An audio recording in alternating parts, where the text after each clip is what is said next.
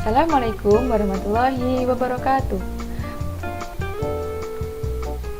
Perkenalkan, nama saya Elvi Ridho Hidayati dari kelas GEM IB dengan nomor NIM 2031840. Pada video ini, saya akan menjelaskan mengenai gender sebagai perspektif. Nah, langsung saja. Hal yang pertama akan saya bahas mengenai konsep gender. Dalam Nasaruddin Umar Webster's New World Dictionary menjelaskan bahwa gender merupakan perbedaan yang tampak antara laki-laki dengan perempuan yang dilihat dari segi tingkah laku dan nilai yang ada dalam diri keduanya. Sedangkan menurut WHO atau World Health Organization memberikan batasan mengenai gender, di mana gender diartikan sebagai seperangkat peran, perilaku, kegiatan, dan atribut yang dianggap layak bagi laki-laki dan perempuan. Sedangkan konsep gender merupakan sikap yang melekat pada diri kaum laki-laki dan kaum perempuan yang dibentuk oleh faktor-faktor sosial dan budaya, sehingga lahirlah beberapa anggapan perbedaan peran antara kaum laki-laki dengan kaum perempuan, di mana biasanya kaum perempuan dianggap sebagai kaum yang penuh dengan lemah lembut, cantik, dan keibu-ibuan, sedangkan kaum laki-laki dianggap sebagai kaum yang kuat, jantan, dan perkasa. Padahal sifat-sifat tersebut bisa saja berubah dari waktu ke waktu.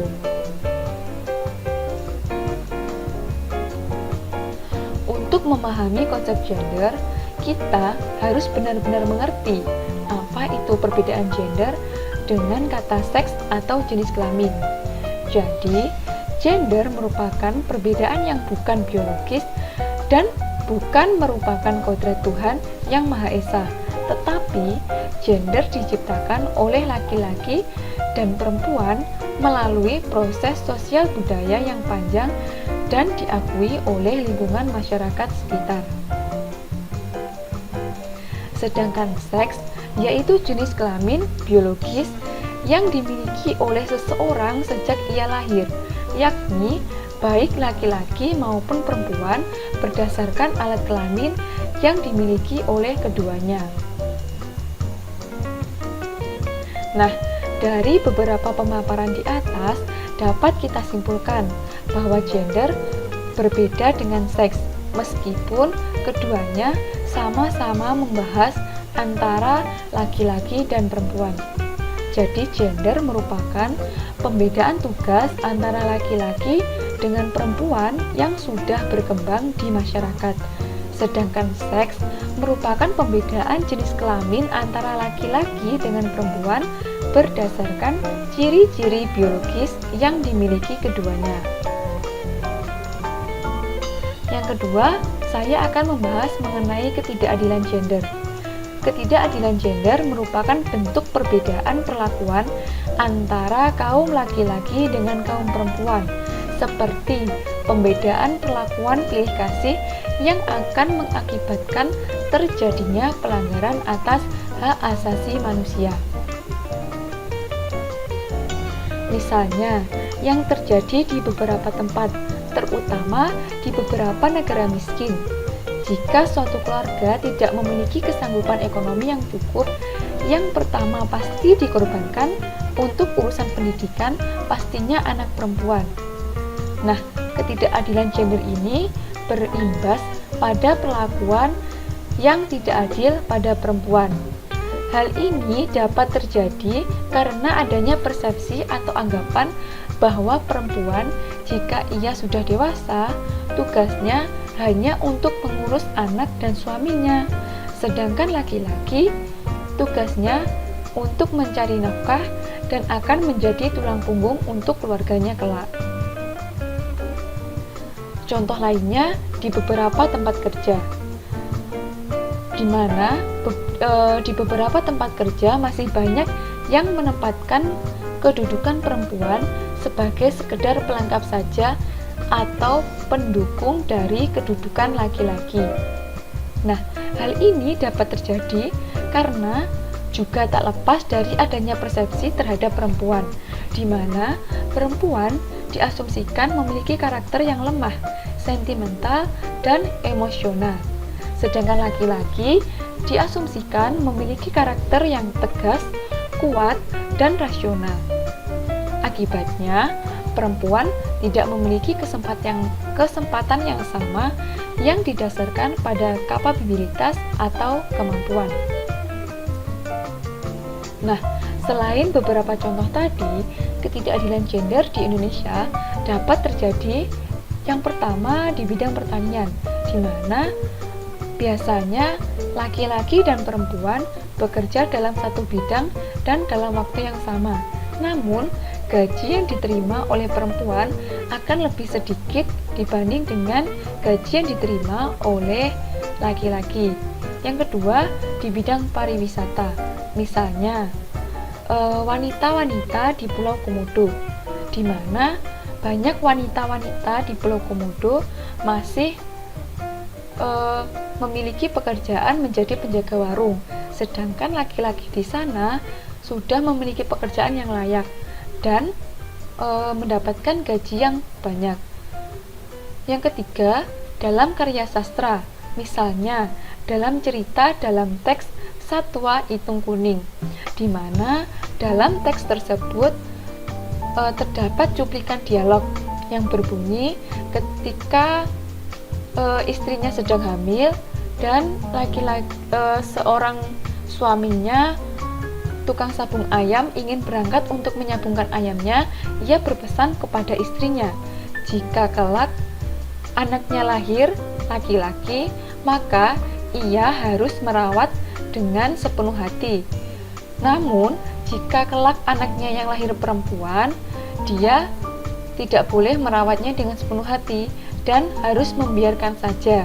Biarkan anak perempuan itu digunakan untuk makan ayam-ayamnya.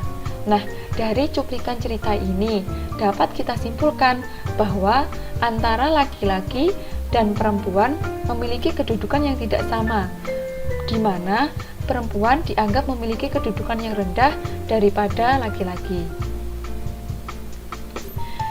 Yang selanjutnya, gender dalam bidang pendidikan. Pendidikan merupakan usaha sadar dan terencana yang bertujuan untuk mewujudkan suasana belajar dan proses pembelajaran agar peserta didik secara aktif mengembangkan segala potensi yang ada di dalam dirinya. Di negara Indonesia, perilaku kekerasan terhadap anak masih banyak terjadi, utamanya kekerasan seksual. Contohnya, kasus kekerasan seksual yang dilakukan pada anak-anak usia TK atau PAUD dan anak-anak sekolah dasar. Teman-teman masih ingat, ini merupakan contoh perilaku tindakan seks terhadap anak di bawah umur, di mana tindakan ini dilakukan oleh salah satu oknum guru di salah satu sekolah di Jakarta, yaitu di Jakarta International School, di mana para guru melakukan tindakan seksual pada anak muridnya yang berada di bawah umur. Hal ini dapat terjadi karena anak-anak yang masih di bawah umur itu belum memiliki pemahaman tentang apa itu seks. Jadi, ketika anak itu diiming-imingi sesuatu agar ia mau melakukan kegiatan yang diinginkan oleh pelaku, anak-anak akan patuh dengan perintah si pelaku. Jadi, pendidikan seks usia dini juga perlu untuk diajarkan. Memang agak sulit untuk memberikan pemahaman pada anak usia dini mengenai seks. Pendidikan seks pada anak usia dini bisa disampaikan melalui dari kita memberikan pemahaman pada anak mengenai kondisi tubuhnya, pemahaman akan lawan jenisnya, dan pemahaman bagaimana cara menghindari kekerasan seksual. Nah, cara yang dapat kita gunakan untuk mengenalkan seks pada anak, kita dapat menggunakan media gambar atau poster, lagu, dan juga permainan. Pemahaman pendidikan seks sejak dini diharapkan agar anak-anak memperoleh informasi yang tepat mengenai apa itu seks.